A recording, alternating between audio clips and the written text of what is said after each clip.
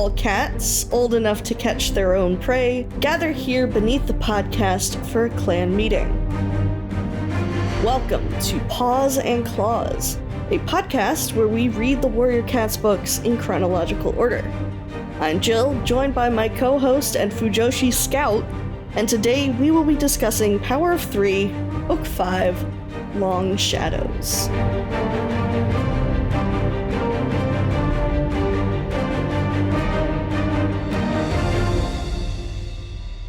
Scout, how you doing today? Hi, I'm doing great. I was gonna try and use a Japanese word and be silly, and I started laughing at myself thinking about making the joke so hard I couldn't think of a Japanese word to use. Nice. All according to Keikaku. All according to Keikaku. Me and the 12 tabs in private browsing mode that I have in this other Firefox window are doing fine right now. Thank you. With all of my short form boys love manga that I've been reading. Look, it's so good. It's fun. I don't remember. I don't know if I've said this on mic yet. I know I've said it to you privately. I don't know if I've said this on the podcast. I'm obsessed. Did I say this last time? It doesn't matter. I'm going to say it again. I love how many 5-chapter manga there are out there about salarymen who just really want to kiss each other. I think that's great. I love that that's a part of the genre of yaoi manga. I think is great. It's so funny and good to me. I love it. Yeah, it's a great trope. I just love that so much. It's just a fun trope. Speaking of yaoi, yes, perfect. One of my favorite mangas just ended, dear listeners. Yes, shout out to JJK. Just finished up. Rest in peace. Always a real one. Rest in peace, Gege Akatami.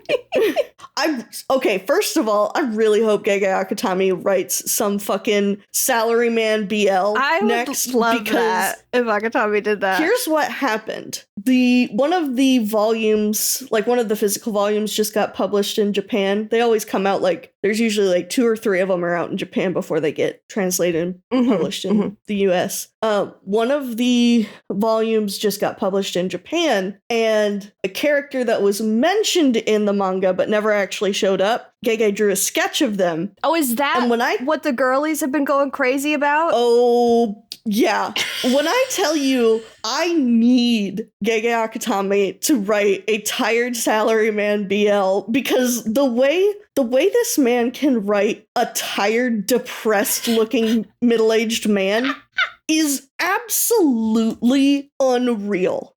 It's true. The thing is, it's true. It's a good... he really knows what he's doing. This is the holy trinity here. This guy makes the holy trinity of Nanami, Higuruma, and now this man. I'm grabbing a picture of him and sending it to you. Yeah, I think I saw him on Twitter. I know you. I saw your dick on Twitter. That's me on Twitter now. I never.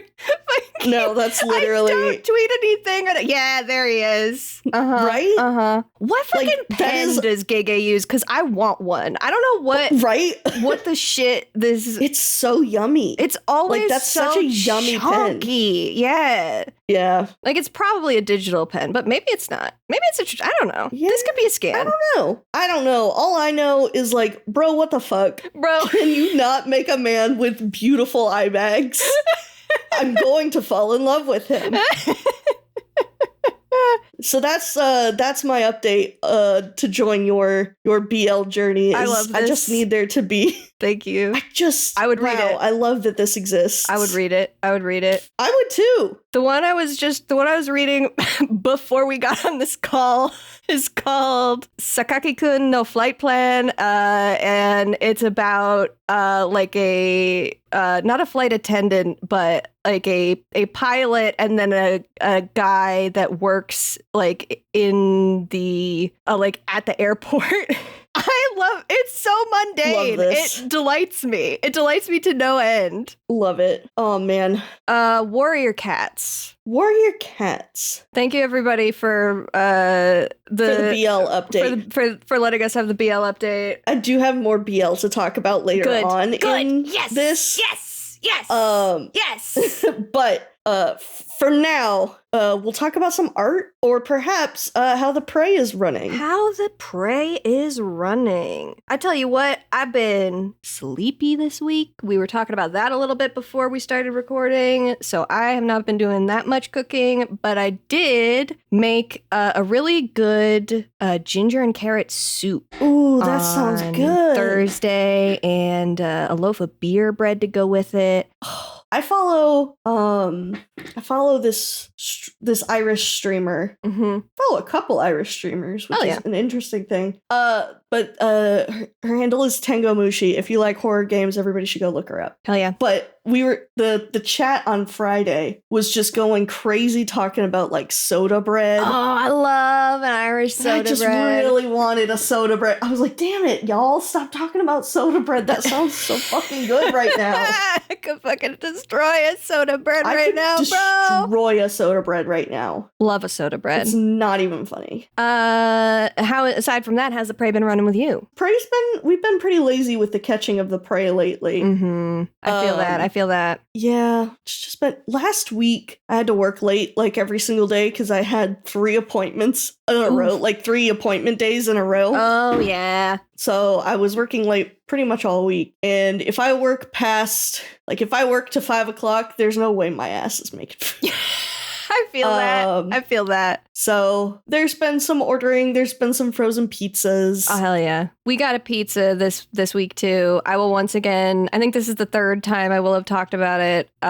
When you're really hungry, nothing quite hits like a good piece of warm pepperoni pizza. It's so true. I love a pizza. Oh, now I want pizza. I had we ordered from this local wing place that's got really good wings. Nice. I wasn't feeling wings though, so they have a bacon cheeseburger quesadilla. Ooh, that's fun. And it did slap. That does sound like it would slap pretty good. I love a fucked up quesadilla. You know, sometimes you just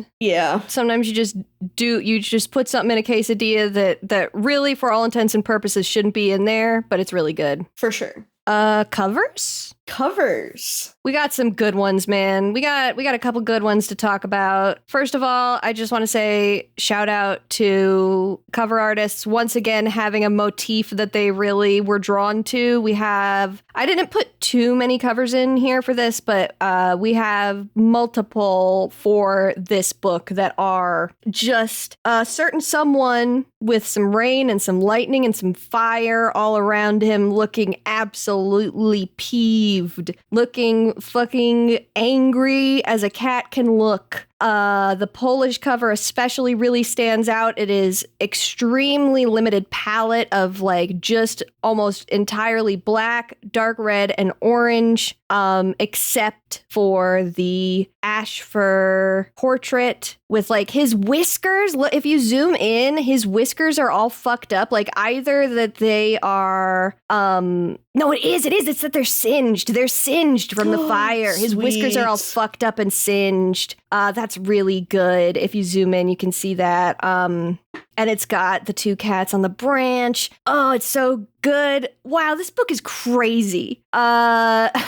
just thinking about this book. Something else that is crazy. It's wild that Soul was on the original American release cover for this book when I almost full on forgot that Soul was even in this book. Like the Soul thing is wrapped up so quickly and it like becomes such a non-thing in this book. The fact that they put Soul on the cover originally is a crazy choice. Yeah, and it's It's so unfortunate. This is one of the original covers that I just don't like. It's the soul portrait itself is perfectly It's very great. Nice. But the background, I think we've talked about it before. It's just green. We have. It's green. It's just green. And truthfully, there are the three like in silhouette walking around like along the bottom. I always forget they're there. I just think it's a completely green cover. Yeah, it's really the monochromatic look there is not really working. The colors of that that green doesn't really go with soul either. Like the harmony is off. It's just definitely not some of the best work. The simplified Chinese reprint cover is great. That's another great ash fur. I really like the way that this grass like frames his face as he is just glaring like through this grass with the... He's so angry. He's so angry with the fucking lightning coming down in the background, the fire approaching, the rain everywhere is really good. I like his ear being all fucked up and torn. Yeah, his torn up ear. I love it when a cat has a torn up ear. Actually, you can see that the Polish cover, his ear is fucked up too. Hell yeah. I love that. I love how fucking deranged he looks on the Polish cover. I do too. God, I love it. It's so good. And then I actually have one of the reprint. We talk about the reprints sometimes. I put this in here not because I feel particularly strongly about the front of the cover. It is an ash fur portrait. Again, it's just like I have nothing to say about it. But the thing that I did like that I noticed is I'm pretty sure that the flowers that we see here that go into sort of like the back cover are catnip flowers. And I really appreciate the tie-in to the Greencough plot, which takes up probably the largest chunk of this book. But I would say so, yeah. Is bookended by stuff with soul, and then one of the craziest, truly one of the most unhinged third acts in a positive way. Yeah, it's so fun, and it just goes from 0 to 60 like that, like fucking. It just goes. Yeah. It suddenly is happening. Immediate. Yeah, it was really good. And then it looks like that's all I've got about covers. And then it looks like you've got something here. Yeah, I have something fun. So there recently the Warrior Cats official website posted a like little thing to like generate your warrior name by what your favorite mini design is and what your favorite plush design is. Oh. And it's been like really big on Twitter lately that I've seen because, you know, instead of just giving the cats the name, like instead of Firestar's prefix just being fire, they picked something that's like symbolic of the character or related to something that they did. Like the Squirrel Flight one is the prefix lake. Oh. Because she's one of the cats that found the lake. That's fun. And Raven Paws is snake because he, you know, has his little snake. Yeah. Yellow Fangs is you because of deathberries. Oh, that's fun. I really like that Cloudtails is bright. Yeah, wow. Because that's his wife. It's him wife. Longtails is torn and it's got Firestar's collar in his mouth. There's 2 Jaypaws apparently. Or yeah, there's 2 Jaypaws, I think. Oh. One of them is Moon, for reasons we will probably be discussing today. And the other one is Leaf. Oh yeah, it's Jaypaw and then Jaypaw with his stick. That's so funny. Yeah, he's got his stick in one of them. It's so funny. So funny. Let's see. The Ashfur one has Bramble. At least I think that's Ashfur. Rude. That's rude of them. That's fucking. There's 2 Scourges too, huh? One is tiny and one is little. Yeah. The Crow Feathers is Feather. Ow. Yeah, it's rough. That's rough. I wonder why Jake's is Gray Stripes blue. is Stream. Yeah. And Brightheart's is Swift. Oh, I know. I really like that Blackfoot's is Stone. Oh, this is just like airing their fucking dirty laundry. This is just coming for all of these cats for real. There's a second like Maple Ravenpaw, Shades is Dusk and Apple Dusk was her situationship. Come on. It looks like there's actually 2 Ravenpaws and the other Ravenpaw is red. Mm-hmm. And I I think there are 2 gray stripes, and one is silver, the other one is stream. That's fucked up. That's fucked up. Fucked up of them. Fucked up of them to do that. But yeah, I think these are very fun. The other bright heart is Hound, which is just so mean. That's so mean. Let's see. I think my name... I genuinely really do like this Scourge plushie. I think of all of the plushies, it kind of looks like the best one. Yeah. I'm not gonna lie. Mm-hmm. Yeah, I agree. I was gonna go with the Maple Shade one just because it's so funny. Because it's just a fucking lump. So I think I would be Sun Petal. I'm still I really love that Purdy figure. I think that it's one of the cutest ones. But I also love the long tail one, so maybe it's Torn Yeah, I was Petal. gonna say I think the long tail one is my favorite. Torn Petal is a pretty fucking heavy metal ass yeah, and warrior I think it cat suits name. Maple Shade too. Yeah. Yeah, no, I definitely think, like, if I were to get any of the miniatures, I do think the long tail one would be the one I would get, because that one actually, like, to me, that one is the least Funko Pop looking. Yeah. Oh, it's really good. I'm so glad that they made him a point Siamese tabby, too. Oh, me too. Because that's my personal favorite interpretation of Longtail. Yeah. So I'm really happy that they went with that. Oh, wow. Anyway, so that's fun. I just think it's fun to look at that and be like, oh, it's really nice that they had someone who is, like, actually familiar with all the cats. Yeah, somebody really went in and just, yeah, instead of just being like, okay, her name's Maple Shade, so Maple's the prefix. Like, that would have been boring as hell. Yeah, they really went in there, and they like even Firestars is Lion for like the whole Lion Clan thing. Yeah, it's great. So So that's just the fun thing I wanted to share, because it's technically fandom stuff, but it's not entirely specifically related to this book. So I just kind of wanted to love pop that in there and have some fun with it. I do just want to shout out, I can see Shadow Sight here. That's a pretty cute miniature. The one with his little ear. Oh, I didn't realize that a lot of the fandom like draws him with sort of one floppy ear, and I didn't know that was something that also shows up in official merch. That makes me really happy. Oh, is that the mist one? Yeah. Oh my god, he's so cute. He's so cute. I can't wait for you to meet my boy Shadow Sight. I know. I'm so ready. That's my fucking Blorbito. I love him so much. Oh, I don't like that Spotted Leaf's prefix is fire. Okay, I'm closing this. But it could, we could be generous and say it's about the prophecy. That's true. We could be generous and say it's about the prophecy. We know it's not, but we can be generous. I choose to believe it's about the prophecy. I choose peace. I choose peace today. We're making peace with Spotted Leaf. She's on them fucking ice. Always. All right. Should I get into the summary? Tell me all about it. Oh my gosh. Well, there is just so much to talk about, huh? Ooh-wee. Let's go.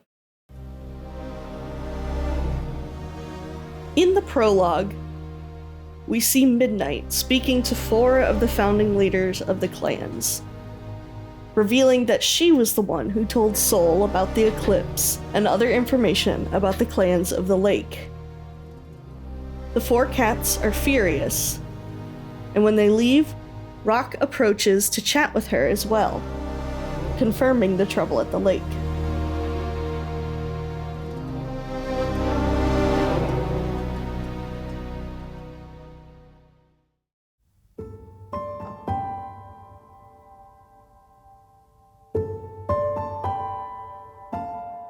With Shadow Clan now following Soul, the 3 worry about the future of their neighboring clan and how it might affect ThunderClan, as well as Soul's promise to mentor them.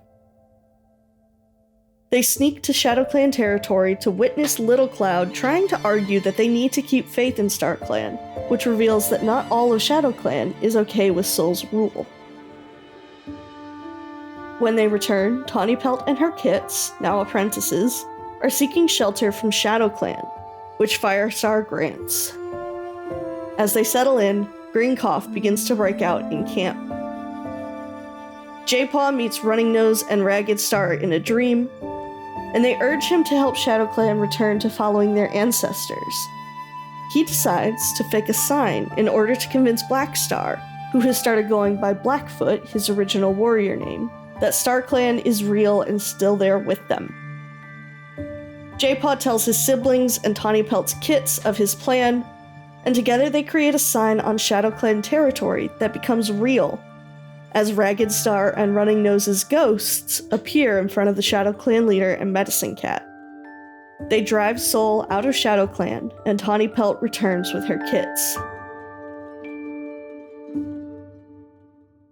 Green cough worsens, and Firestar and the other sick cats move to the abandoned two-leg nest, while Leafpool and Jaypaw worry about the lack of catmint to help the sick cats, trying to find a new supply without revealing ThunderClan's weakness. Jaypaw learns of a supply in WindClan from walking in Kestrel Paw's dreams, and he begs Lionblaze to go fetch it. Lionblaze refuses, afraid that his dream of killing Heatherpaw will come true. Eventually, Jaypaw wanders in his own dreams and walks through the tunnels where he met Fallen Leaves. When he emerges, he is among the ancestors of the tribe of Rushing Water, and the cats there refer to him as Jay's Wing.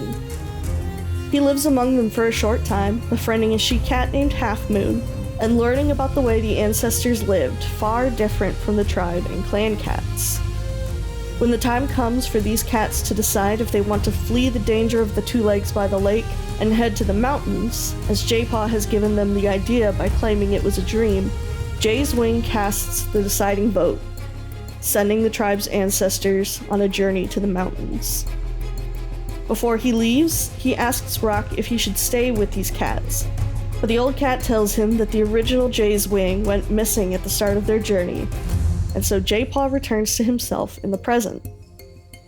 Lionblaze watches Firestar lose a life to Greencough and realizes that the clan cannot survive without the catmint that Jaypaw told him about, so he faces his fears and heads to WindClan territory. When there, he runs into Heatherpaw, now Heathertail, and has a vision of killing her, only to realize he hasn't moved. She tells him to take the catmint and leave, and he brings it back to ThunderClan. The cats begin to heal thanks to the herbs, and when the medicine cats make their journey to the moon pool, Jaypaw is given his full medicine cat name, Jayfeather. During a storm, the forest catches fire due to lightning strikes, and the three escape with Squirrel Flight out a secret exit from the camp in order to find safety after being trapped by fallen branches. When they make it out, they are still surrounded by flames, and Squirrel Flight drags a branch through the fire to make it to the other side. As Lionblaze is about to follow, Ashfur blocks the way, telling Squirrel Flight that he's going to kill her kits, so she can feel the pain he's carried since her rejection, also revealing that he helped Hawkfrost try to kill Firestar. Squirrel Flight drops the big reveal. His plan won't work, as these three are not her biological kits, and that she has kept that secret from all of ThunderClan. Ashfur lets her live, but threatens to reveal her secret to ThunderClan, and later, all four clans at the gathering, while the three wrestle with the revelation that Squirrel Flight has lied to them their whole lives. This revelation even has them wondering if they are in fact the prophesied cats. On the night of the gathering, after all four of the cats involved try to convince Ashfur not to say anything, he is late for joining the clan on their way to the island. As ThunderClan continues without him, they soon learn why he is late. Ashfur has been murdered, his body dumped in the stream. Suspicions begin to arise as Firestar speculates that the murderer was one of ThunderClan's own.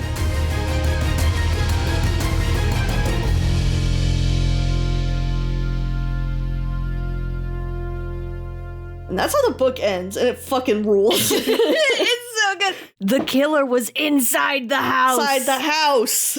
No, literally, it's so good. This Book goes hard. It goes so hard. This book goes really hard. Overall thoughts, good book. Overall thoughts, great book. Loved it. Great book. It's really elevated by that last bit. There are a couple things in here that I feel like drag on in like the first two-thirds of the book, but the final third. I was gonna say that last act is just fucking banger, banger, banger, banger. That last act is unbelievable. Yeah. It just keeps going. Fucking pow, bam. Yeah. Man, that fucking scene, it rules so hard. It's so good. It's so good. It's crazy. I have been so recently on TikTok. So first of all, I was scrolling only in the Warriors tag on TikTok for like a week because I was like, I want something to occupy my mind while I'm like bored and just want to doom scroll, but I can't be on Twitter and I can't be on Tumblr and I can't be on like my For You page on TikTok because I did not want the last chapter of Jujutsu Kaisen spoiled for me. So I stuck to the Warriors tag on Tumblr and the Warriors tag on TikTok. I love this strategy. And the Warriors tag on TikTok is full of like 1 billion short animatics of just this scene.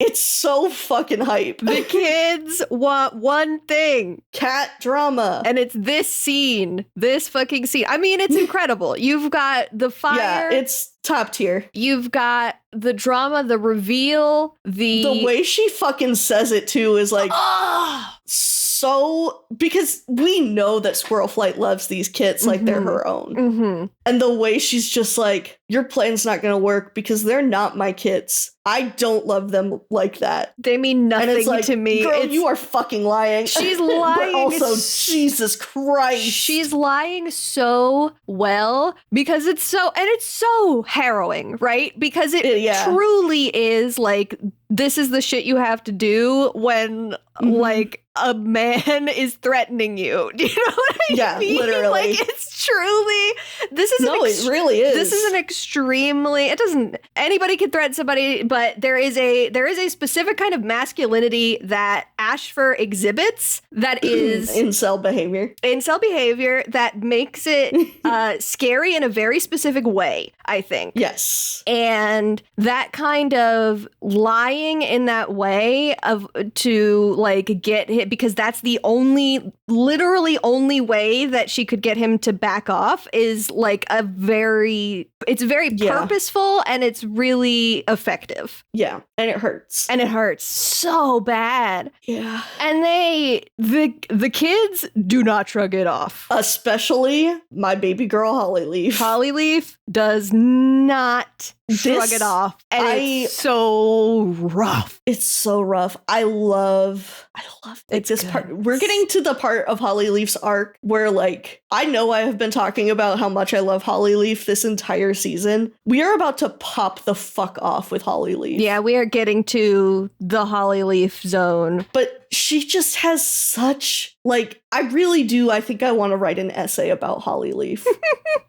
It's genuinely good. Because her character arc is so good, and I am simply like, I'm simply just thinking about her. Hell yeah. Thinking about like, the boys are kind of like, okay, well, we can't be too mad at her. That was kind of a fucked up situation. But Hollyleaf, who's already been struggling with being like, am I even one of the three? Because like, my brothers have these super cool powers and here I am. And like, sure, my dad says I'm his little thinker, but like, what do I do? Yeah. I just really like the warrior code. And now she's like, I may not even be like a clan cat. What the fuck am I? Who am I?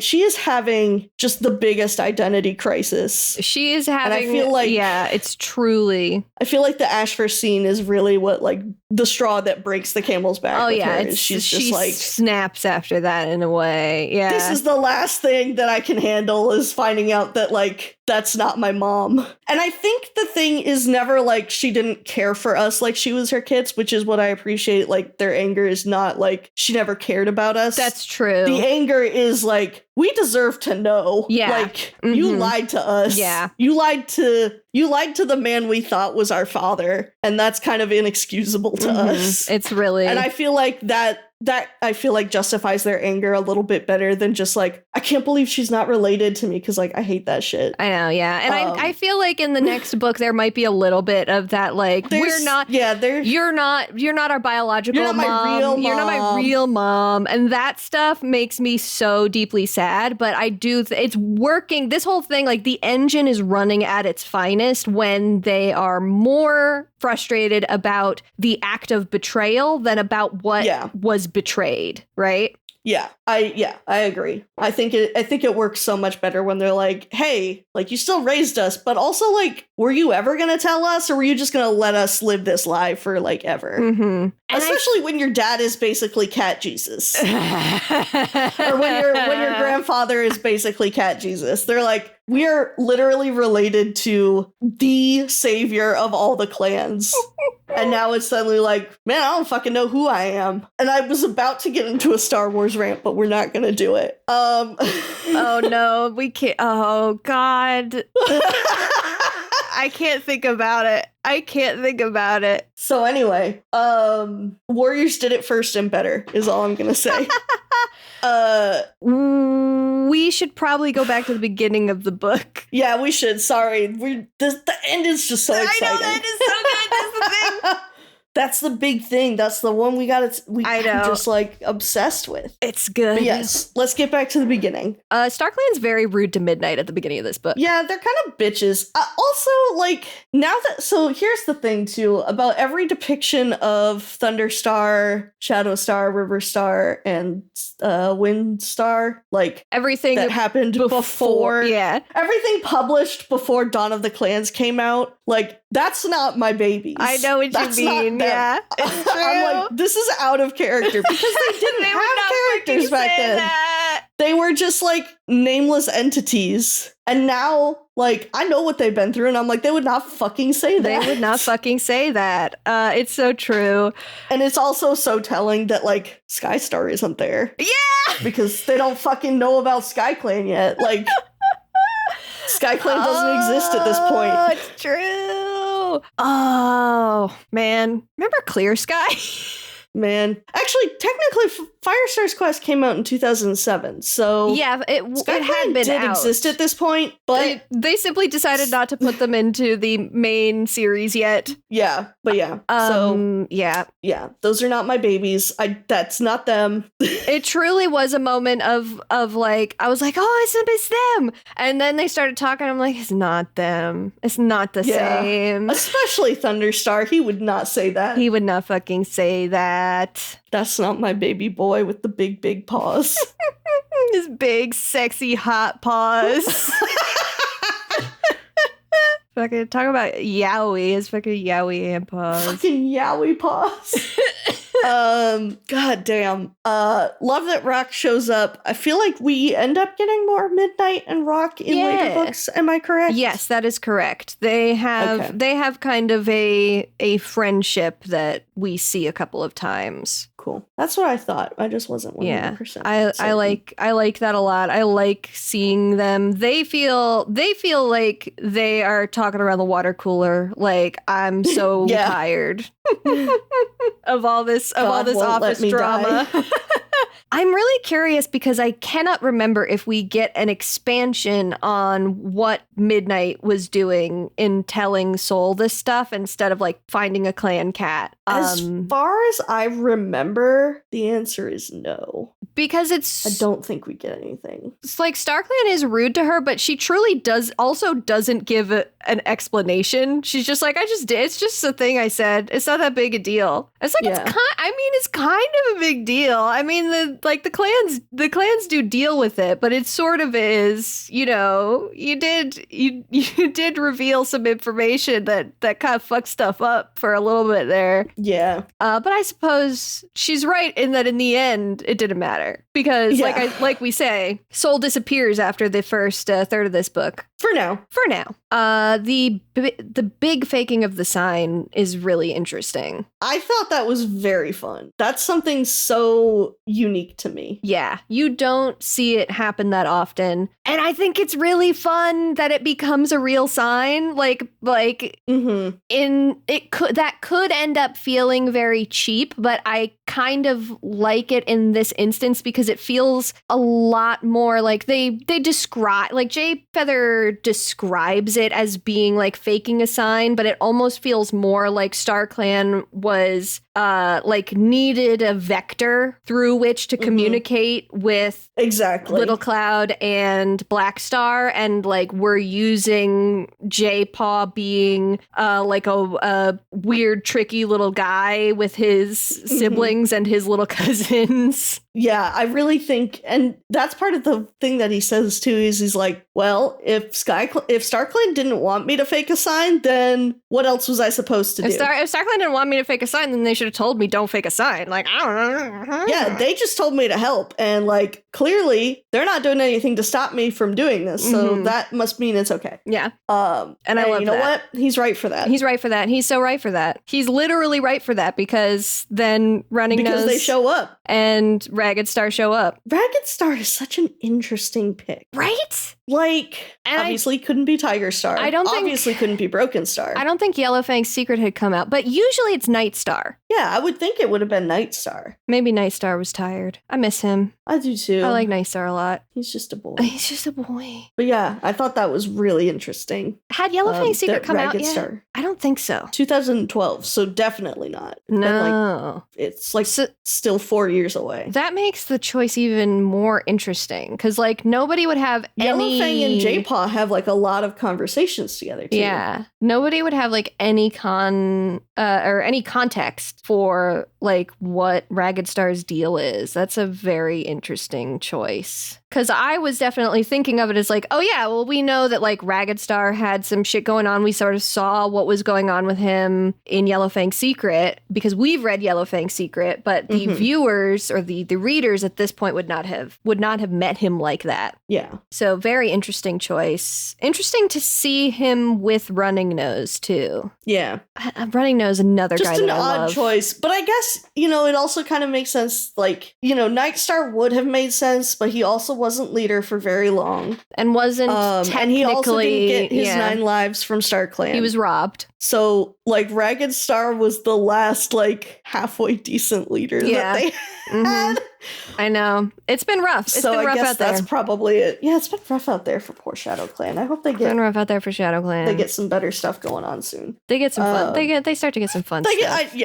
I've heard they get some fun stuff happening. But yeah, very interesting. It's fun. Like, it's a unique thing. I feel like this series, specifically Power of 3, this arc, has like tossed in a lot of fun little like one-off things. Yeah. We had the Cat Olympics. We had swim therapy. We have quarantine. We have... I can't believe they do quarantine in this book. We have faking elaborate signs from God. Like, there have been fake signs before, but they've been little things. Yeah, this is extremely specific. They go to a lot of trouble to knock some fucking trees down to make this sign happen. It's crazy. Really good, like, very tactile, visceral kind of writing of them digging up the roots of these trees, too, with Hollyleaf, like, having to, like, go into the mud, like hold her breath and go into the mud and bite through roots and stuff. I thought that was all very good. Crazy. Felt very like I can see the Disney movie Mud in my head. Do you know what I mean? Yes. No, exactly.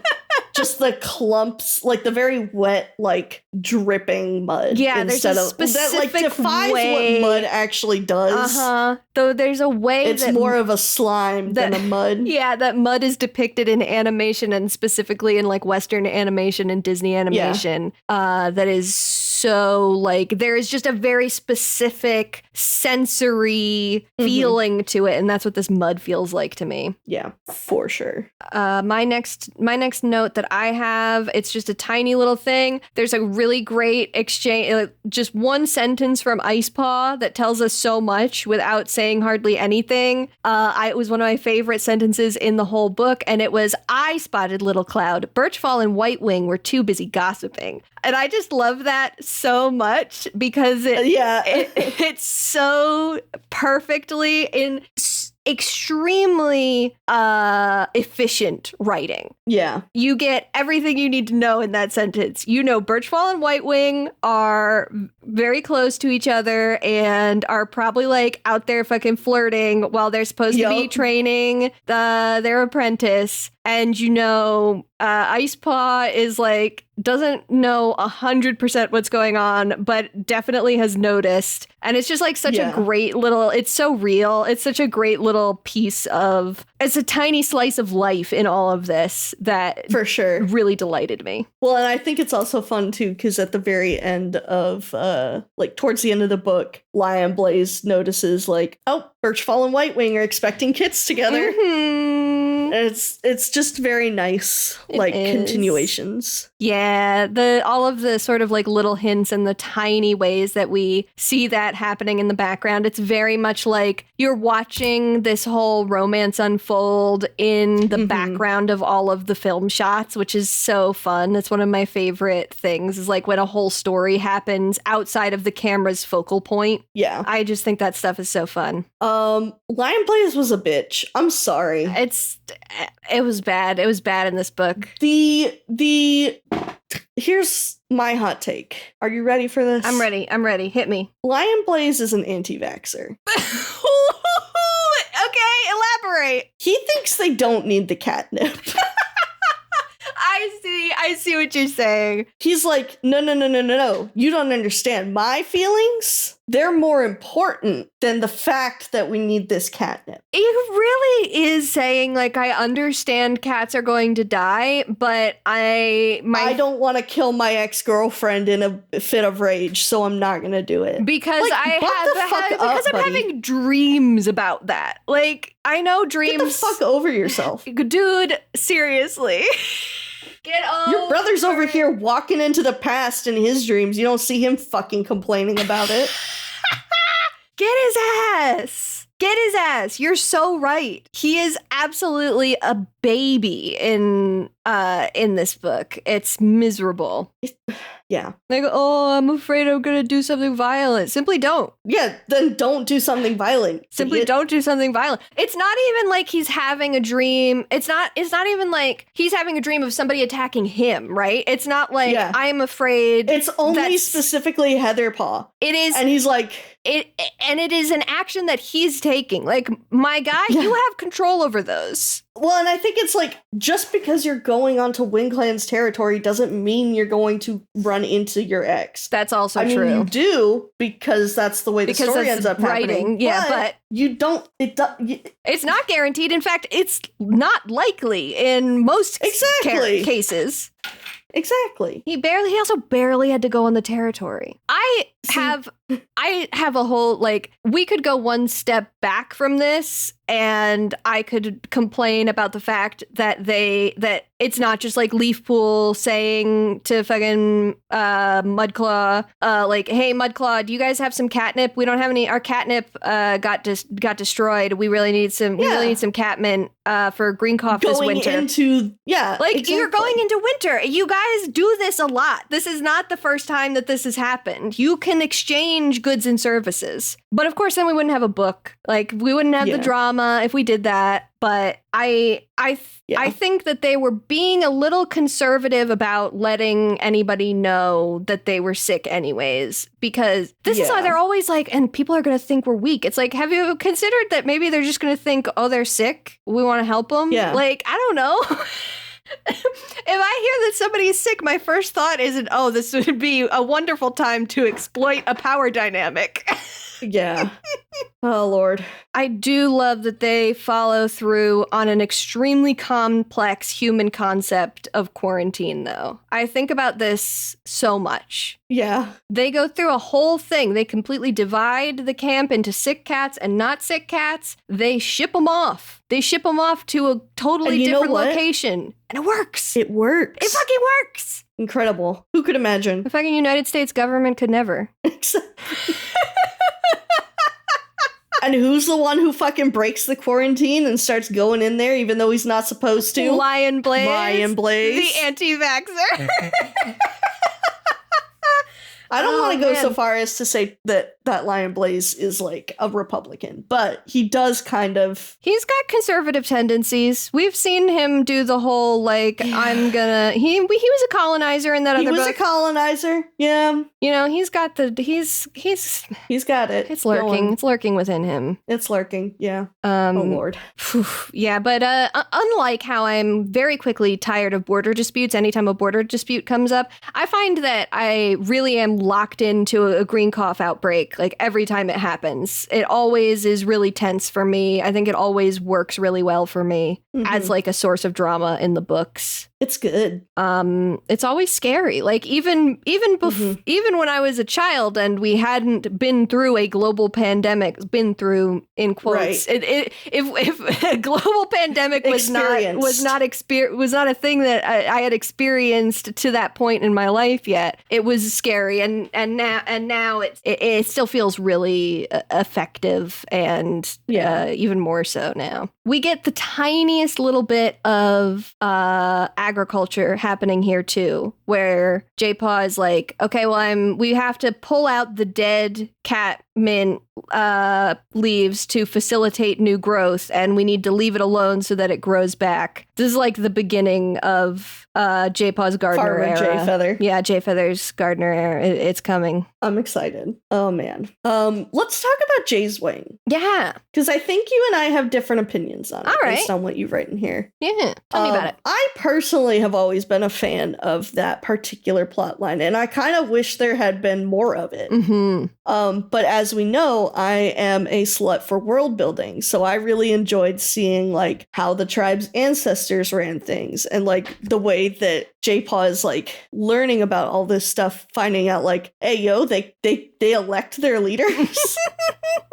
Hey, we got democracy. What the hell? We got democracy in here? And especially with the context now of Dawn of the Clans and stuff, I do think it is like just such a wild, off the wall choice to like throw a time paradox into your series. They really just go for it. And you know what? Like, I don't hate it. Yeah. I really enjoy Jay's wing. I really would have liked to see more of Jaypaw like trying to navigate being a cat who existed before him but is also him, and like having to like interact more with Half Moon and all of them. Like, I think it was really interesting. I really liked that the moment where Stone Song takes him aside and is like, hey, nobody's had dreams before like that. Yeah, that part's really good. What the fuck is happening? And he's like, all right, so I'm gonna say this really simply. The dead cats can talk to us.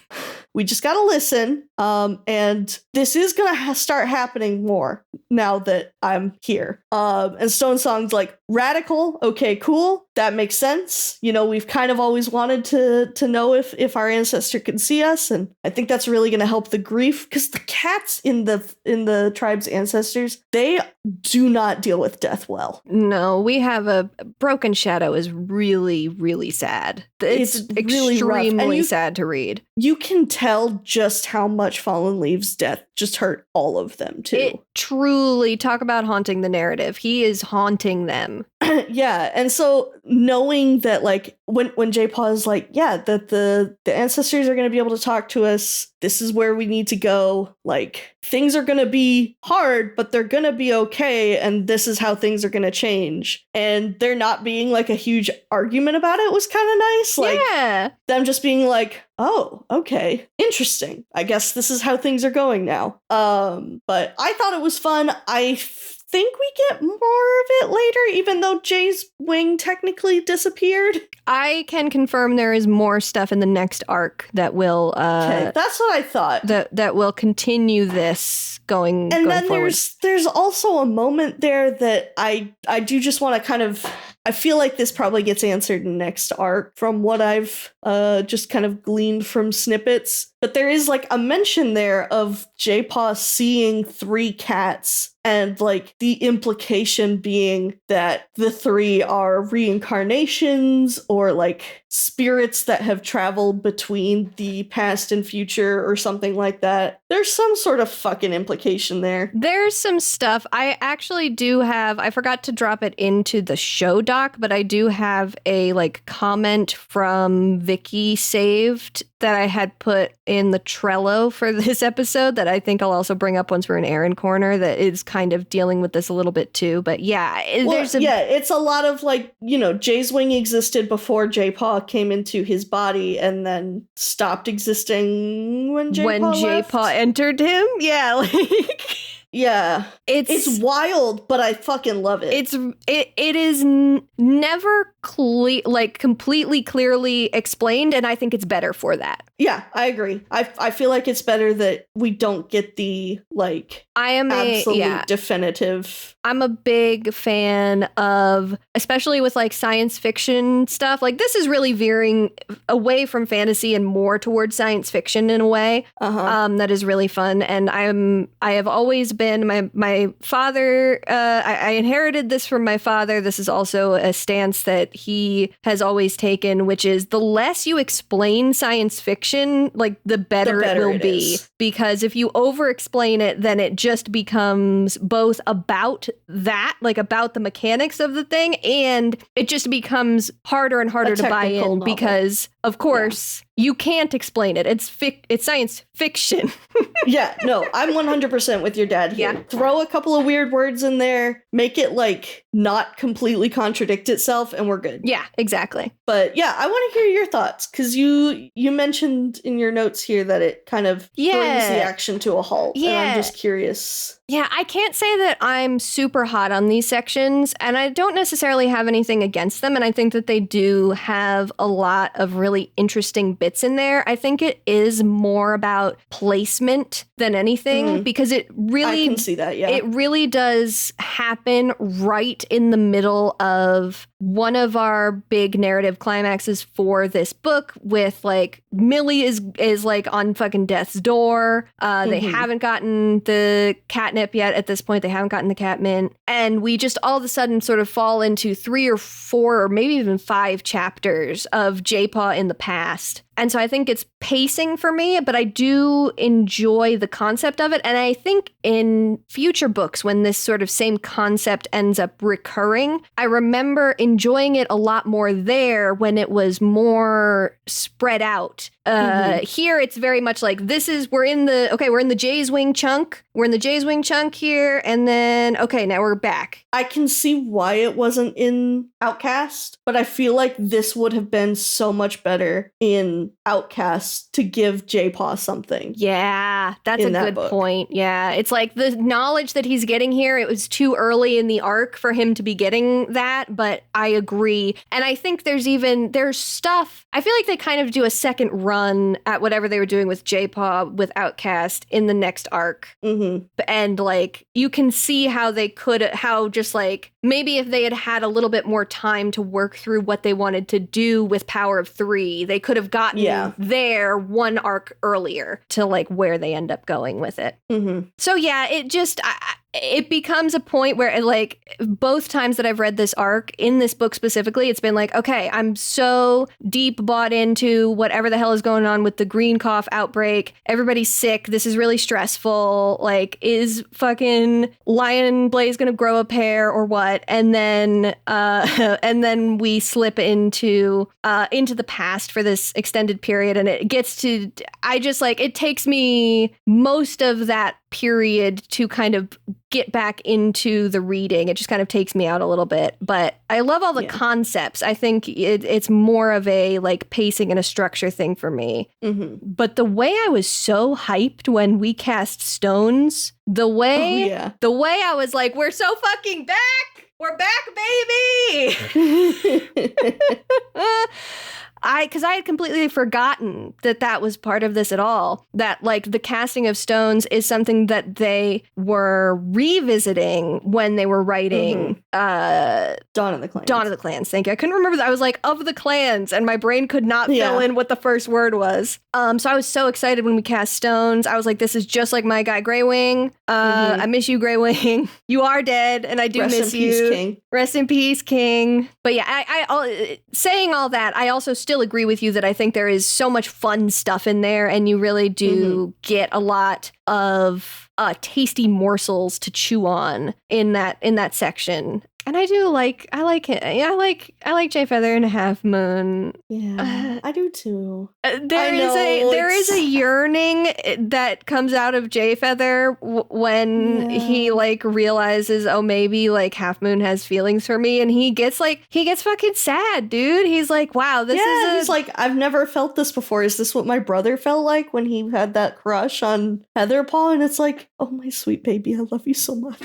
It's the demisexual in me just gets it. Okay, I get it. I get it, buddy. Mm-hmm. When you like suddenly have a feeling of like, oh, I think I understand a feeling I didn't know I didn't understand before, and it kind of hurts. I get that. And that's always fun to explore. I do genuinely think that's one of the reasons I like them so much. Mm-hmm. I just think they're neat. I just holding them in my hands. I just think they're neat. On the opposite end, can we talk about Spiderleg and Daisy? I would love to talk about Spiderleg and Daisy. I love this little plot point. I think it's so fun. I love mess. I just think it's so, we don't get a lot of stuff about, like, we don't get a lot of litters of kits where the parents are not directly together, like, or are a couple. This is, Spiderleg literally says it was an accident, my guy. Yeah, that's so funny. Yo. Because, like, we've had divorced parents in Warriors before, specifically mostly in, I think, the super editions. Yes, we haven't. Is where we get a lot more of that. But Spiderleg literally being like, look, we liked each other. Oops, we had kids together, but we don't like each other like that anymore. I don't really want to be a father. Like, I just don't vibe with kids. Vibe with kids. They're sticky. Literally. It's so funny. And it's really hard because Daisy's really trying. Like, Daisy really wants them to at least have some sort of connection. And Spiderleg is just like, I'm not interested. And it's rough. Daisy deserves better. Daisy always deserves better. But yeah. That being said, it is a very fun conversation. Oh my God. Especially when Spiderleg is trying to look at the others and be like, girls, am I right? And they're like, eat your fucking vole and shut up. Yeah, I know, it's so good. It's so good. Oh my God. It's literally so funny. He's playing to the wrong crowd for real when it comes to like. Even Jay Feather is over here like, bitch, shut the fuck up and be a dad. Come on, be a dad. And Lion Blaze is like, Spiderleg better watch out or they're going to become just like Crow Feather and Breeze Belt. Oh my God. Every time. They just fucking, it's brutal. I didn't think Crowfeather was that bad about Breeze Belt, but they're so convinced. I mean, I suppose it is a thing of like, I'm really colored by the moment in the first book where the first book of this arc where Crowfeather like digs Breeze Belt out of the sand and everything. Like, I guess he snaps at him a lot, but they're always like, Crowfeather fucking hates his kid, and I'm like, does he? I mean, we'll see once we get to Crowfeather's trial, which is coming up either next season or the season after. At some point. I do really love Leafpool tearing Spiderleg a new one about his kits, though, like being in his kids' lives. Ooh. I did a really good moment of Jay Feather using his powers for evil. Oh my God, yes. Which was, he was trying to get Foxpaw, one of the apprentices, to do a chore. And he did this by basically reading Foxpaw's mind to figure out Foxpaw was going to play a prank on Toadkit, and blackmailing Foxpaw into doing the chore so that he doesn't tell Daisy about that Foxpaw was going to play a prank on Daisy's kitten. It's peak. It's so good. It's so funny. Foxpaw and Icepaw, honestly, are so funny. They're just little scamps. They're so funny. Which I think because they are the only apprentices right now. And their siblings. Like, so it's and their siblings. Massive, yeah, they're just like pranksters galore. It's great. I just want to mention, this is completely like not about anything. I just think it's funny that they use catnip to cure COVID, basically. Because don't know if you've ever given a cat catnip. Mostly it hypes them the fuck up, I think. Yeah, specifically my cat. It makes her very bitey. I'm like, this would not help her with a cough. This would simply make her. They need to be taking catnip before they go into battle, is basically what needs to be happening. Oh, I see. That would Light up those cats. That would be wild. Imagine if, I mean, catnip does work like this, but imagine it in the. Some cats, it does calm them down. No, that's what I was gonna say. I was gonna say, what if they wrote catnip the way like we see people write weed? Yeah, exactly. Yeah. Where it's like sometimes it like mellows you out real good, and sometimes you have an anxiety attack. Yeah, depending person to person. Yeah, and it's like medicine cats have to experiment and see who they're giving catnip to like calm them down, and who they're giving catnip to hype them up for fucking battle. Would be really funny. Literally, damn. That was just a point I wanted to make. I love that. I just think it's funny. It is really funny, especially because like we had another. Oh my god, I can't remember. There was a cat who was addicted to catnip in the Warriors books. I don't remember who it was. We talked about it though. There was a cat. His name was like Frank obsessive. Or something. It was in our first season. It was or it was in Moth Flight's vision, one or the other. Where it was like an old cat, like a Purdy type that they brought into Wind Clan, who just kind of loves. And he was like, "Can I have a little bit more of that catnip?" Yeah, I just think it's funny. It's really good. But yeah, that's pretty much. I've ranted quite a bit. Oh please, I've been ranting too. We got lots to say about this book. I front loaded so much of my Ashfur talk. We're coming back to it. I want to read this passage. Yes, please. Padding with Leafpool back to his den, he couldn't help wondering whether there was more to the quarrel than he realized. So much fury from Squirrel Flight, Brambleclaw so quick to make amends, Ashfur clearly not forgiving him. Had Jayfeather missed something really obvious between these three cats? He shook his head to clear it. Whatever the problem was, they could deal with it themselves. It had nothing to do with him, that was for sure. Top 10 things said immediately preceding a disaster. Top 10 anime betrayals. Bro, the way Jayfeather misread that situation as something that did not concern him. Yeah. That little fight between Brambleclaw, Ashfur, and Squirrel Flight is like way too real. It feels so real. It's truly like, it's one page that is the messiest wedding reception you've ever been to. Like... Yeah. The way that it's just like this tiny thing that kind of sets it off, where it's like Brambleclaw's just, his fucking brain is scrambled and he tries to assign Ashfur to two different patrols, and Squirrel Flight, who is already in her feelings because she's really mad that she is still recovering from her really bad wound from last book, and so she is not being able to help that often and like help in the way she wants to with the outbreak of green cough. And she's just like, Ashfur, why didn't you fucking say anything? And he's like, what do you mean? What? And Brambleclaw's like, okay, calm down. It's okay. It's not okay. that big. It's then Squirrel Flight's like, why didn't you fucking say anything? Why are you always like on fucking Brambleclaw's ass? Can you just like chill out, Ashfur? And Ashfur is just like, okay. Whoa. Whoa. All right. We're doing this right now? Yeah, that shit was wild. It's so crazy. It's too real. It's so real.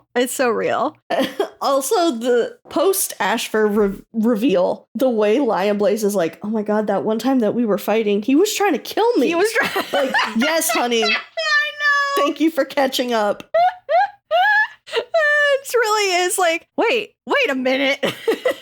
Now, well, hold on just a second. I really appreciated the callback to the secret exit of camp. That was something that was like specifically a Squirrel Flight thing in Arc 2 or in New Prophecy. And I loved that coming back here. And now we're back. The sirens are fucking blaring. Yeah. Ashfur Watch went from like, I said 0 to 100 in our private chat earlier. Yeah. But really, I think it would be 15 to 100 because we've gotten a little bit. The rumblings. But then like this, as this fucking book like went along. Yeah. It was really he was not present in that way until suddenly he was, and then it became a thing. A thing. It became a thing So rapidly. He seized an opportunity. He took it though. You know, and I kind of have to give him credit for that. Yeah. Like, as much as Ashfur is like just the most incel of almost all the warrior cats, like, the man does do it with fucking style. Yeah. Is the thing. Because like, he wasn't just gonna, you know, attack Firestar. He was trapping that bitch in a fox trap. Yeah. He's not just gonna kill Squirrelflight's kids. He's taking advantage of a fire. Yeah. And like fucking he's like, you're gonna watch them immolating them. You're gonna watch them immolate. You're gonna watch them fucking burn. Literally, like, you're gonna watch them burn. Yeah. It's so, I mean, we talked about a lot of this at the top of the discussion, but like, the scene is so good. Ashfur is completely mask off. The way that like everybody's like, Ashfur's here. Okay, he's gonna help us. And immediately, yeah, they're like, oh, I don't like that vibe. That something's going on. Why is he looking at me like that? Why is he looking at me like that? There's literally, it's like they comment on how his eyes look. His eyes look like it's like cold embers or some shit. Well, and something about like how he looks like he's caught prey. Yes. Let me find it. I'm looking for it. There was a look in Ashfur's eyes that she didn't understand, the look of a cat who had just spotted an unexpected juicy bit of prey. Yeah, there it is. Also, the way that Lion Blaze is like, what'd you do with our dad? And he's like, why would I waste my time with him? It's like, okay, bitch. Like, you haven't been pissed off at this man for a year and some, like, 3 years. Yeah, truly. What a fucking mess. What a mess he is. The way he talks to a faithless she-cat, like, that's such incel behavior. It's so incel. I cannot believe how deeply he goes into women are trash. Like, it's literally crazy. The other thing I really like about this, and this is another thing that kind of crosses over with what'll come up in the Erin Corner today, is how narratively the Erins worked through all of this in such a way as to stack the deck so that the only option Squirrelflight had was to do what she does in revealing this information and revealing it cruelly, because she is weakened from the battle before. She is not, which means she is not strong enough to simply overpower Ashfur, because in most situations she could have, yes. But she can't like risk opening up her wound again, and she just had to do this climb that was really tough on her. There's the smoke inhalation and everything. The way that they really made it ironclad that like this is the one way out of the situation, I think is really, really smart writing. Because otherwise this could feel like a very contrived thing of like, why would she even need to do that? Like, she can just knock his ass out. So I like that a lot. I really like how scary it is. Like, it's truly, really the way that the kits are backed up against the crumbling edge of the ravine. And they're in between the fucking fire and like falling to their death down a cliff. It's really good. It's just a great, good scene. I think that's everything I have to say about it. But I just want to talk about his edgelord speech. Please do it. So there is a moment. Squirrelflight says, "Ashfur, I had no idea you were still upset." And he says, "Upset? I'm not upset. You have no idea how much pain I'm in. It's like being cut open every day, bleeding onto the stones. I can't understand how any of you failed to see the blood." And it's just like, oh, he crazy. Like, the way he's like, I want you to know the real meaning of pain. Like, my guy. Oh my God, calm dude. the hell down. Dude. Find someone else to bone. Yeah, it's crazy. He needs to get laid. Or he just he needs to go to therapy, or he needs to find like some sort of outlet, because like whatever he's doing is not working. Well, yeah, he needs something. But yeah, that I just the blood on the stone speech is so funny to me, because it's just so like, much. oh, you're so edgy. It really, oh boy, it truly is some shit that like a teenage boy was writing in his fucking diary. Oh, don't worry, I have a TikTok for this one specifically that I'm gonna send you.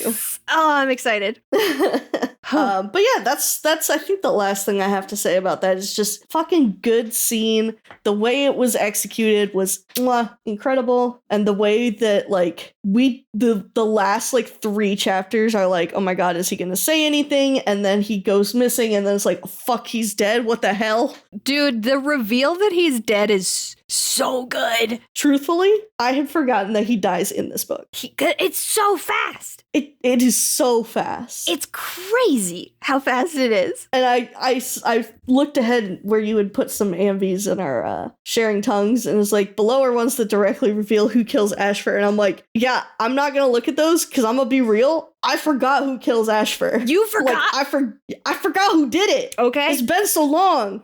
Interesting. Yeah. Interesting. Very interesting. Much to think about. Yeah. I think I know who it was, but like at the same time, I'm also like, I don't remember exactly who it was, and I don't want to act a fool. Much to think about. Much for me to think about. Yeah. For the next week. So I'm excited. Yeah. All right. I have just 2 more little notes that I'll run through real quick, unless you have anything else that you want to bring up. No, I think that's it. All right. One is just, we basically said this earlier, Holly Leaf got that gifted kid burnout. It's too real. It's too real. She is really going through it. She is going through the fucking, I was really good at school, and then I got to college, and college was a lot harder than school, and now I don't know what to do. Yeah. Again, once more, she is me. It's rough. The other thing is, that's my girl right there. That's your girl. The other thing is, this is very stupid. I'm sure Fern Cloud not reacting despite being right there when they find Ashfur's body is just a consistency error, because there's so many damn cats in these books that they forgot that she is Ashfur's sister, right? Like, obviously that's the case. But I think it's funnier, and I choose to believe, because it is funnier, that behind the scenes for all this time, Ashfur has been going to Ferncloud and confiding in her, wailing his incel complaints at her, because she was. Meanwhile, Ferncloud's getting dick down on the daily. Ferncloud getting fucking she's just railed by Dustbelt. She's just like, skill issue, brother. Like, I'm sorry, but like, I'm getting laid all the time. Oh my god. Fuck. That's true. That's so funny. Anyway, I think she was sick of him. I think she was sick of her brother. I didn't even think about how much she and Dustbelt be fucking. That's so funny. Oh god. Okay, that's it. That's all. Erin Corner. Yeah. Erin Corner. Long Shadows also made it into Law and Order SVU. It was in 2 separate episodes. Fuck yes. Fuck yes. It's really good. I've put both of the images because they're so funny to me. I just love that we've got this whole slew. They must have been coming out at the same time that they were dressing these sets. Like, that's the only explanation. Yeah, what's the episode name? Surrendering Noah? Surrendering Noah is one of them, and the other one I don't remember the name of. But I do know Surrendering Noah is one of them. 2015. 2015? Yeah, dude. Who is getting these books? Why do they have these books in 2015? What are they doing? Where did they get them? I don't know, man. That's so funny. And Olivia Benson's just a Warriors girly. Did somebody just bring their fucking, why these particular ones? I'm mystified. I don't know, man. I'm mystified. If I ever got the chance to ask the cast and crew of SVU, it would be, hey, why'd you guys put the Warrior books in there, huh? Why, like, very specifically, like, 3 of them in a row from a series that came out years before, but yeah. I don't know. Stupefied by this. Okay. moving on. I do have, I finally went in and I went back and read some of Vicky's thoughts about Leafpool's wish that I found interesting. Thank you again to the listener who sent this along to me and brought it to my attention. One quote that she said was, we only have to look as far as Yellowfang and Broken Star to know how much danger there is in a medicine cat that has children. And I take umbrage with this because I think that Yellowfang's situation shows way more about how the limitations of the code can lead to terrible consequences, because if Yellowfang had simply been able to raise Broken Star with her love instead of him having a miserable childhood with lizard tail, fang, claw, lizard something, he could have been fine. I think he would have been fine. I think she could have fixed him. I think she could have fixed her son if she had simply been allowed to care for her son. Yeah. I know that that's not entirely true because there was the whole thing about it that he had like an evil stare or whatever. So like we know that babies can be evil in this setting, but still, I still choose to believe he could have been fixed. And I just think that kind of encapsulates a lot of like the ways that the two of us as readers differ from the Erins when it comes to like what we think about the Erins' whole take on motherhood and working and like that whole thing. But overall, like reading through this stuff and seeing what she said, it confirms, I think, a lot of sort of what we inferred in the Leafpool's Wish episode. Vicky was like very purposeful in choosing Feathertail to help convince Squirrelflight to take the kits because she didn't think Leafpool alone would be able to persuade Squirrelflight that Leafpool couldn't raise them herself. And I feel like that was something that we commented on, that like, you know, Feathertail showing up there was sort of integral to the whole sort of plan coming together and everything. And then the other thing I thought was interesting is that Vicky pretty much said, like, I like a lot of elements in Leafpool's Wish, but I'm not sure that I really nailed the story as much as I wanted to. Which I think is sort of how we felt about that novella, that there was... Yeah, pretty much. Yeah, there was some stuff that really worked in there, and then there was some stuff that really didn't work. But I always think it's interesting to hear what, like, directly sort of an author's opinion on a work. And I thought it was interesting that it basically aligns up with what we were saying. I do think that's really nice. And then she also had a little mini talk about the scene in Long Shadows. Nice. And so there was some fun tidbits there too. This is, I think, very important and really fun to know.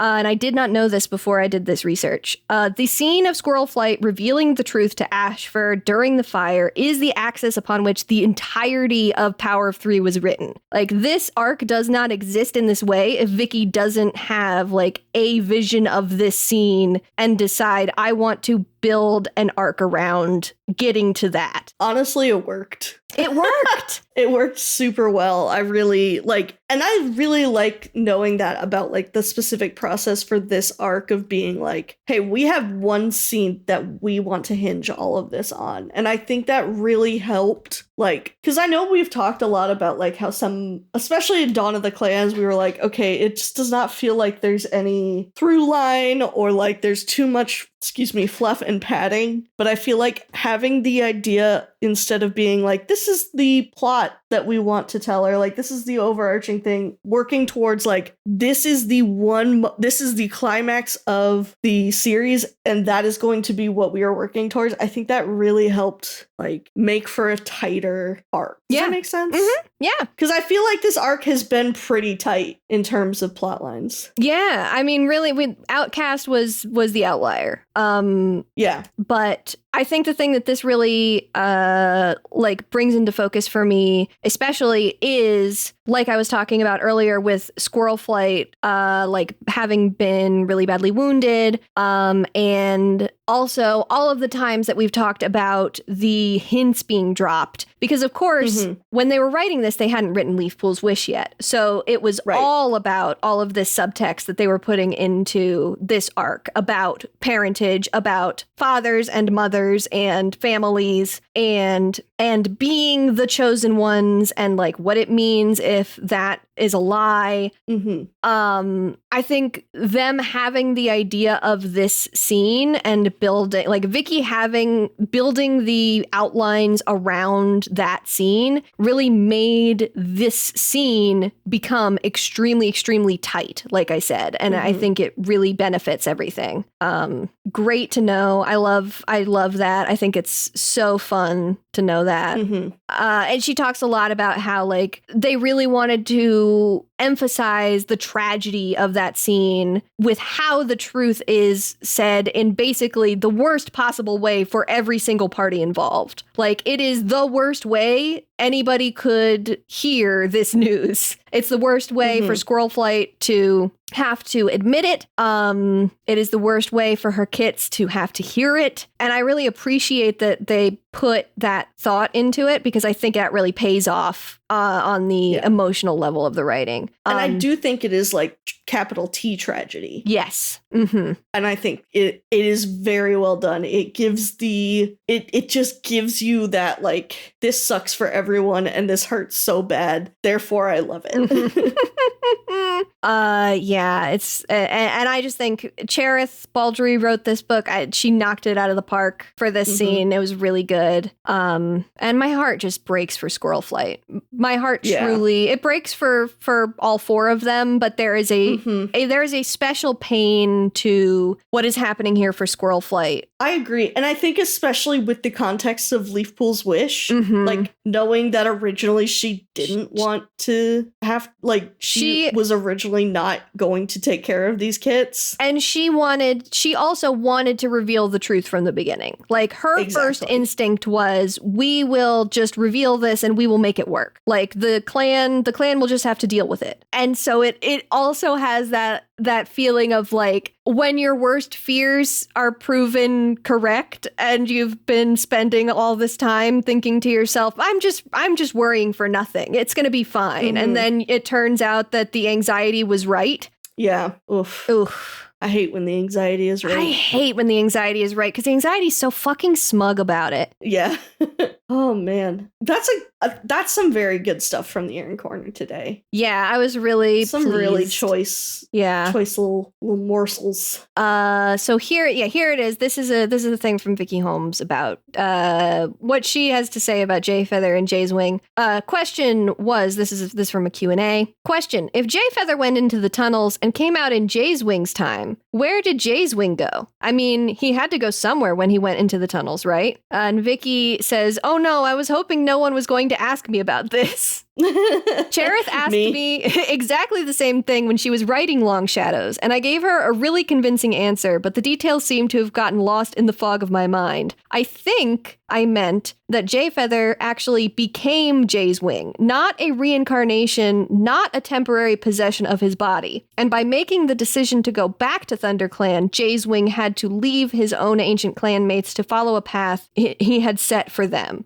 Does that make sense? Probably not. No, not really. But I just think it does sort of. Like, it makes enough sense to be an acceptable answer. Yes. I think the concept of it's not reincarnation and it's not temporary possession is wild. That means he's time traveling. Yeah. That's crazy. Time traveling or like they have always been one and the same. Like, yeah, but then how do you get, then it's not, but if it's not reincarnation, how can they always be one and the same? Yeah. It's just gotta be time travel. It's crazy shit. It's I love crazy. It, though. It's great. It's great. I just wanted to since you brought that up, I wanted to hit that real quick. I don't really have anything smart to say about it. It makes my brain hurt because I'm not good at like dimension hopping, time travel shit. I've never been good at like grokking that stuff and really being able to say like, oh, I understand that. It's like, yes, I believe you. Whatever you say. Yeah, that sounds reasonable. You know it. You got it, buddy. Yeah. That's it for the Erin Corner. Yeah, let's go into sharing tongues.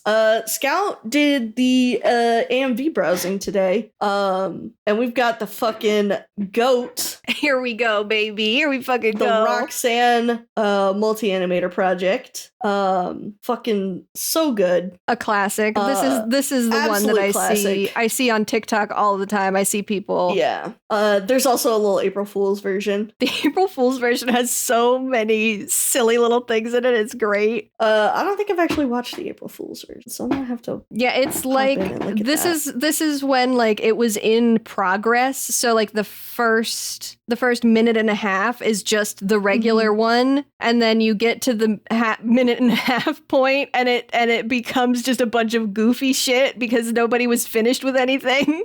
I love that. And then Scout has also put some extra ones in there that I will have to watch next time. Yeah, we've got some that like we said earlier reveal the killer. The killer. I've been aware of the killer since birth. I don't know if have I sent you those fucking Wendy Williams videos? No. Shit cracks me up. I have a screenshot from the goofy one that I'm sending to the chat. Oh, good. Yeah. We can start with the one singular TikTok that I have. Please. That I did just send you. So you should have it on. Oh, this is amazing. It's so good. I did send it to you on TikTok. Essentially, it is this individual on TikTok. They've put a black and white filter over them, and they've got a fucking Sasuke Uchiha monologue playing, and the caption is Ashfur when he's giving the bleeding on the stone speech. And it's something like, "My name is Sasuke Uchiha. I don't like many things." It's so fucking funny. It's so funny. Yeah, he's so edgy. It was so funny. So I just found that the other night and I was like, this is the funniest thing. So that's the one TikTok I have. There's probably more. It's so hard to share TikTok links is the thing. It's true. It is. And it only becomes harder like every day. Yeah. So unfortunately, I mean, I will say there's a lot of good fucking content out there on TikTok for warriors. There really is. Tumblr. We've got this one Tumblr user posting in 2024 who does not know Leafpool is the mother of the three. There was somebody who was live posting their reactions and they were like, we find out that Squirrelflight isn't the mother of the three. My guess is it's Leafpool because of, X, Y, and Z reasons. And I was like, you mean to tell me in the year of our Lord, 2024, you've been reading the Warriors books and you didn't know? Oh, thank God. Somebody still doesn't know. Incredible. And then we've just got some fucking nonsense making fun of Ashfur. Here's one where it's a text post and it says, did Ashfur write this? Dear happily married couples, specifically the husbands, I hate you. I hate you. At one point before you, there was a young man trying for your eventual wife, but she'd always reject him. He was too ugly. He didn't have enough money. He wasn't good enough. He hated himself but kept trying. Then you came along and made her fall for you. And all of you would post it on social media to add to the rejected man's pain. Your wedding was the worst day of the rejected man's life. He has to see on social media how happy you make her because he couldn't make her happy for things that aren't his fault. Yet nobody cares how much in pain he is. You ruined his life and he hates you every day, and you made him give up on your happiness. Then she had your child. Then that was the worst day of his life. You making her happy adds to his misery, and you enjoy the fact that you are why he hates his life and has given up. You are an awful person to ruin the rejected man's life. Married men who are with the woman the rejected man tried for. I hate you. God. Nobody cares how much in pain he is really is my favorite part of this, I think. Ashford did write this. God, miserable. And then I've also found this very fun Ashford design where he has an emo fringe. Very good emo fringe. I like his Gucci eye bags. Yeah. There is here we're getting into the yaoi bit again. We're coming back to the yaoi. There's a decent chunk of the fandom, and I have seen the light. I agree. Hawkfrost and Ashfur. Yeah, I can see it. As a doomed toxic yaoi ship, and I vibe with it. I vibe with it a lot. The girlies on AO3 vibe with it too. That's a pretty popular ship on there. And then there's also somebody posted this. I'm gonna read it properly, but it is full of typos. This is probably because I haven't eaten in 8 hours and I've been consuming too much toxic yaoi content lately. But Ashfur X Brambleclaw, do you see the appeal? I can kind of see it. Not as much as Ashfur and Hawkfrost, but I can kind of see it. And then I saw somebody say stinky incel kitty as Ashfur description. Yes, very good. Which is true. Toxic yaoi Ashfur Brambleclaw. There's with stuff that happens later. That's just like I like it specifically because it's unbelievable with like stuff that I know about later arcs. Also, it would be bananas. Yeah. Like somebody could write a crazy fun fic about it, I'm sure. And I'm sure they have. Speaking of fics, there are 13 specifically for Long Shadows. Ashfur himself has 431 tagged works on AO3. Wow. I know. There are 60 for Ash and Squirrelflight as a ship. And there are 38 for Ashfur and Hawkfrost. So over half. Yeah. Jay's Wing as a character has 11 fics, and there are 52 for Half Moon. Wow. For some reason, there's one that it was not tagged as a crossover, but the tags, some of the additional tags on this one were school sports, football/soccer, organized crime, blood and violence. And it's not listed as crossover fic or like alternate universe. I mean, it is alternate universe stuff, but like, what a wild combination. Wonder what's happening in there. And then there's only 2 that are tagged for Half Moon and Jay's Wing. So haters are out there. Come on, haters. Stop this. But yeah, I kind of didn't want to go looking too deep because I feel like Long Shadows and Sunrise like match up really well to go like really deep in the AMVs together. Yeah, definitely. Specifically because the Ashfur bit is at the end and we're like leading into the fallout of that. For sure. So, but yeah, do we want to go ahead and talk about our Warrior Cat of the Week? Yeah, tell me about your Warrior Cat of the Week. All right, my Warrior Cat of the Week is Squirrelflight. Hell yeah. It was almost Jay Feather, because I really have been loving his art. But the scene of Squirrelflight facing down to Ashfur, I just think, 100% it's got to be her. Yeah, that's a great pick. Yeah, who'd you pick? Once again, we are dark mirrors of each other. I chose Ashfur. Hell yes.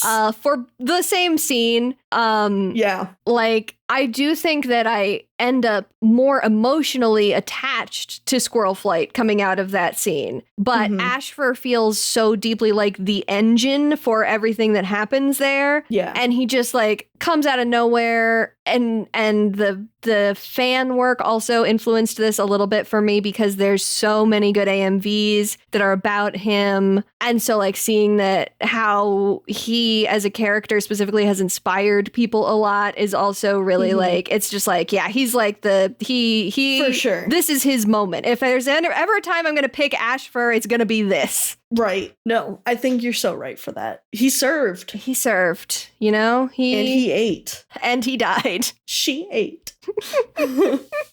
He served, he ate, he was killed. He slayed and was slain. Oh, I'm excited. I'm excited for the next reading. I'm excited. Yeah, me too. To finish out this season. Yeah. Oh boy. All right. Well, is that the sooner we wrap this up, the sooner we can get to our next episode. That's a lie. I don't know what I'm fucking talking about. I say as if I'm gonna go immediately read the next book. I'm going the fuck to bed. Yeah, as if you don't read the books day of. Now, I will say for this one, I did not read the whole book day of. I read half of it before and then the other half today. Yeah, I've been trying to. I haven't been as good.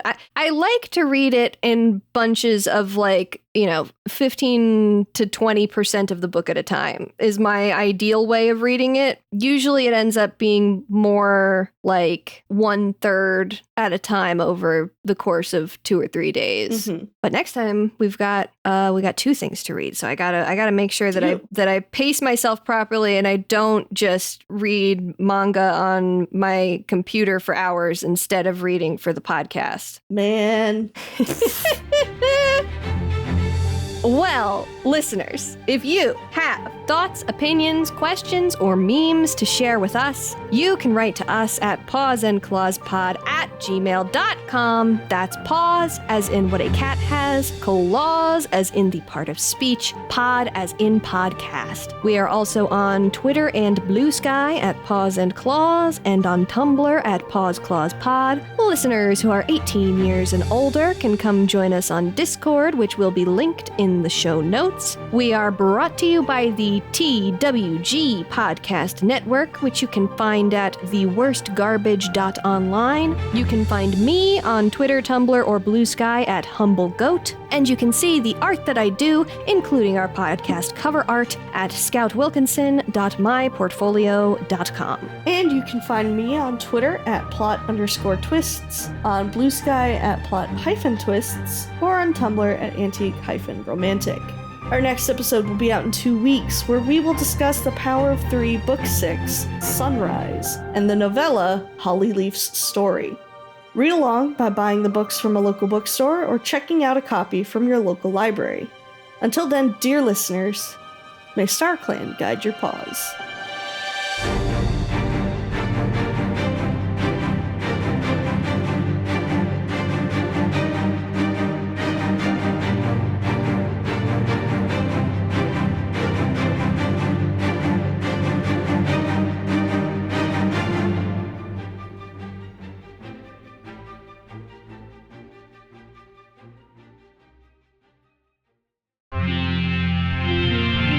TWG, the worst garbage, online.